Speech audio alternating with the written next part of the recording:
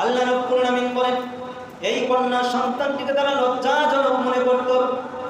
কন্যা সন্তান জন্ম হওয়ার কারণে তাদের নিজেদেরকে লুকিয়ে রাখতো মানুষের কাছ থেকে। আল্লাহ রাব্বুল আলামিন বলেন, ইয়াতাওয়ারা মিনাল কওমি মিন সুই মা বুশিরা বি আয়ুমসিকুহু আলা হুনিন আম ইয়াদুসসুহু ফিত তুরাব আলা সামা ইয়াহকুমুন।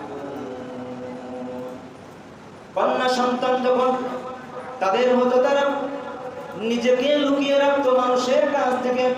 মনে করতো এটা আমার জন্য অনেক অপমানজনক ব্যাপার, আমার ঘরে কন্যা সন্তান জন্মগ্রহণ করেছে, আমি তো আর সমাজে মুখ দেখাতে পারবো না।